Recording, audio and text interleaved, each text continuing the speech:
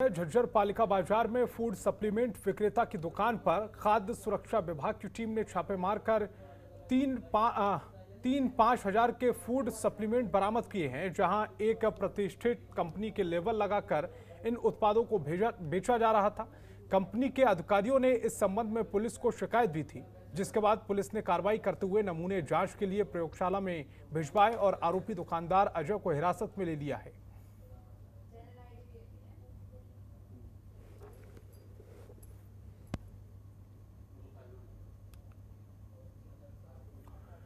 Corona का दौर चल रहा है और कोरोना की तीसरी संभावित लहर की भी संभावना जताई जा रही है।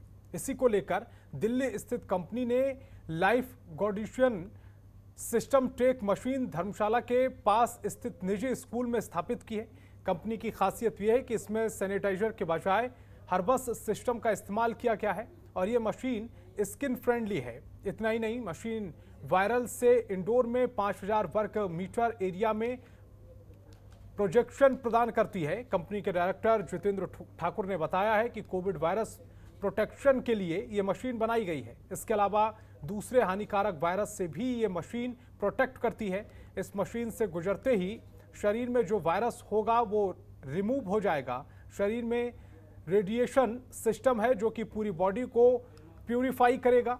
पहले जो सैनिटाइजर मशीन आई थी उसमें आंखों और स्किन को समस्याएं हो रही थी, लेकिन इस मशीन से किसी सैनिटाइज का प्रयोग नहीं किया जाएगा जो कि शरीर के लिए हानिकारक हो, बल्कि इस मशीन में हर्बस का इस्तेमाल किया जाएगा।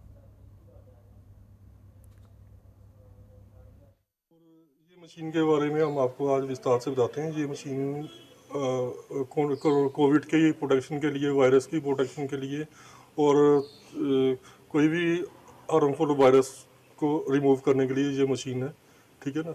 और इस मशीन में एंट्रेंस से जो भी वायरल होगा, बॉडी पे जो भी वायरल होगा वो पूरा रिमूव होगा, ठीक है। और इसमें रेडिएशन सिस्टम है। रेडिएशन सिस्टम जो है कि और पूरी बॉडी को प्योरीफाई करेगा। उसमें सपोज कोई वायरल है उसको टोटली रिमूव करेगा, बर्न करेगा। और इस मशीन का कोई भी लॉस नहीं है, क्योंकि जो आपकी सैनिटाइज की मशीन थी उसमें स्किन डिजीज, आई साइट्स को प्रॉब्लम होती थी। इसमें कोई भी सैनिटाइज का यूज नहीं। जिला कांगड़ा के दूसरे सबसे बड़े स्वास्थ्य संस्थान जोनल अस्पताल धर्मशाला में अब डिजिटल एक्सरे मशीन स्थापित कर दी गई, जहां करीब 24 साल पुरानी एक्सरे मशीन के स्थान पर 9 लाख रुपए की लागत से नई मशीन स्थापित की गई है, जिससे अब अस्पताल में आने वाले मरीजों को अत्याधुनिक तकनीक की मशीन के एक्सरे करवाने का मौका मिल पाएगा। आपको बता दें कि इससे पहले जोनल अस्पताल धर्मशाला में पुरानी एक्सरे मशीन होने से दिक्कतों का सामना करना पड़ रहा था। यह मशीन बार बार खराब होने से लोगों को एक्सरे करवाने के लिए परेशानी झेलनी पड़ रही थी।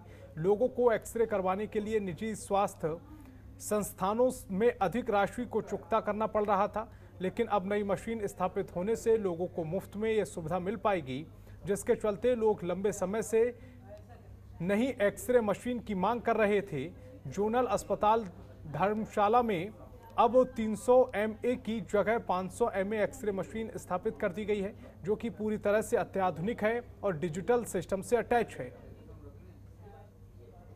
देखिए, यहाँ पर जो एक्सरे मशीन थी वो लगभग 24-25 वर्ष पहले स्थापित की गई थी और गत कुछ समय से उस मशीन में लगातार ब्रेकडाउन की समस्या आ रही थी और बार बार रिपेयर करने के बाद पिछली मशीन की कंपनी ने भी ये लिख के दे दिया था कि उसके पार्ट्स हमें उपलब्ध नहीं हो पा रहे। इसके मद्देनज़र स्वास्थ्य विभाग के द्वारा यहाँ पर एक 500 MA की नई एक्सरे मशीन, पिछली मशीन जो थी वो 300 MA की थी, ये उससे बड़ी मशीन है। 500 MA की मशीन को स्थापित किया गया है, जो आज से सुचारू रूप से कार्य कर रही है। और अमृतसर में सचखंड श्री हरिमंदिर साहिब के रास्ते में हेरिटेज स्ट्रीट पर बारिश के पानी की वजह से ट्रैफिक समस्या शुरू हो गई है। लोगों को बचाने के लिए ट्रैफिक पुलिस की टीम पहुंची। इस मौके पर बोलते हुए पुलिस उपायुक्त विक्रमजीत सिंह दुग्गल ने कहा है कि हमें सूचित किया गया था कि अमृतसर के सचखंड श्री हरमंदिर साहिब में हेरिटेज स्ट्रीट पर बारिश के पानी के कारण यातायात की समस्या है, जिसको छुटकारा दिलाने का प्रयास किया गया है और ये भी लोगों को आ रही समस्याओं से निजात दिलाना हमारी प्राथमिक जिम्मेदारी है। अपनी अमृतसर सिटी सारी टीम से खास तौर पर ट्रैफिक वालों की ड्यूटी बहुत ही ज़्यादा औखी हो जाती है। ਇਹੋ ਜਿਹੇ माहौल ਦੇ ਵਿੱਚ ਤੁਸੀਂ देख सकते हो ਇੰਨਾ ਪਾਣੀ ਵੀ ਹੈਗਾ, ਉਹਦੇ ਵਿੱਚ ਖੜ ਕੇ ਸਾਡੇ ਜਿਹੜੇ ਜਵਾਨ ਹੈ ਟ੍ਰੈਫਿਕ ਨੂੰ ਰੈਗੂਲੇਟ ਕਰ ਰਹੇ ਤਾਂ ਕਿ ਜਿਹੜੇ ਯਾਤਰੀ ਹੈ ਤੇ ਪਿਲਗ੍ਰਿਮਸ ਹੈ, ਜਿਹੜੇ ਸ਼ਰਧਾਲੂ ਹੈ ਉਹ ਅੰਮ੍ਰਿਤਸਰ 'ਚ ਆਉਂਦੇ ਆ ਗੋਲਡਨ ਟੈਂਪਲ 'ਚ ਮੱਥਾ ਟੇਕਣ, ਉਹਨਾਂ ਵਾਸਤੇ ਬਿਲਕੁਲ ਸੁਖਾਵਾਂ माहौल। और अमृतसर में लगातार हो रही बारिश के चलते डाबरची इलाके में प्रशासन की नाकामी के चलते लोगों के घरों में पानी भर गया है, जिसको लेकर स्थानीय लोगों का कहना है कि भले ही प्रशासन की ओर से विकास के बड़े बड़े दावे कर लिए जाएं, लेकिन ज़मीनी हकीकत की बात करें तो बारिश का पानी घरों में भरने की वजह से जो पूरी तरह से राशन और घरेलू सामान बर्बाद हो गया है, लेकिन प्रशासन सो रहा है।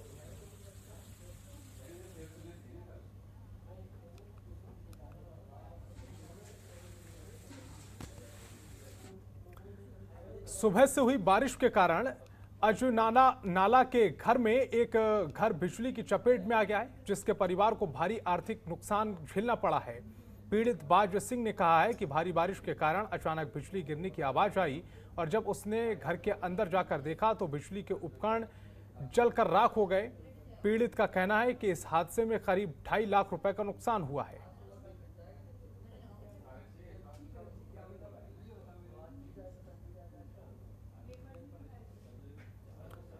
और बहादुरगढ़ में हुई तेज बरसात के चलते सब्जी मंडी में पानी भर गया, जिसके कारण दुकानदारों की सब्जियां पानी में बहती हुई नजर आई हैं। पानी भरने के कारण हरी सब्जियों के खराब होने की चिंता अब दुकानदारों को सता रही है।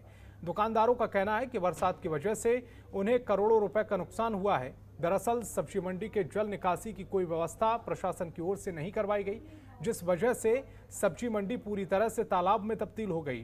दुकानदारों ने बताया कि बरसात का पानी कई दिनों तक मंडी में जमा रहा।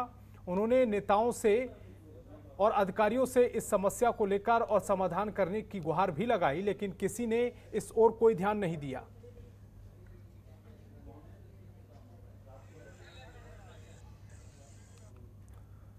और हरियाणा के यमुनानगर में बीती रात हुए झगड़े में घायल युवक की पीजीआई में मौत हो गई है। पुलिस ने इस संबंध में 9 लोगों के खिलाफ हत्या का मुकदमा दर्ज कर लिया है और लोगों को हिरासत में ले लिया है। वहीं ऑटो यूनियन ने चेतावनी दी है कि पुलिस ने जल्द ही इस पूरे मामले में सही कार्रवाई नहीं की तो पूरे इलाके में ऑटो जाम कर दिया जाएगा। आपको बता दें कि बीती रात दशमेश कॉलोनी इलाके में रहने वाले सूर्य नाम के युवक को कई युवकों ने लाठी डंडों से बुरी तरह पीटा, जिस पर उसे पीजीआई रेफर कर दिया गया, जहां उसकी मौत हो गई है।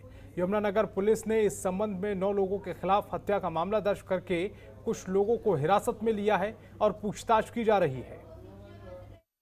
जो उन्होंने कार्रवाई करी है उसके ऊपर मैं तो कानून से इंसाफ चाहता हूँ कि जो मेरे बेटे की दशा की गई है वही दशा उनके साथ होनी चाहिए। कानून सख्त से सख्त उनके ऊपर कार्रवाई करे, ठीक है जी, और उनको अरेस्ट करे। ये मेरे पास लिस्ट भी है जो मेरे पास आई हुई है नाम की, ठीक है। मैं ये मीडिया के मुताबिक ये आपको करता हूँ, ठीक है। ये मीडिया ये है, इनके बीच में पूरे लड़कियाँ इनको बुलाया।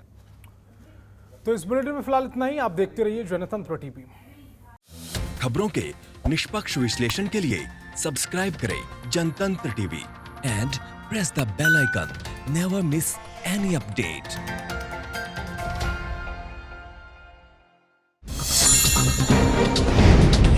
डाउनलोड कीजिए जनतंत्र टीवी ऐप को, जो कि अवेलेबल है गूगल प्ले और ऐप स्टोर पर। अधिक जानकारी के लिए अभी डाउनलोड करें।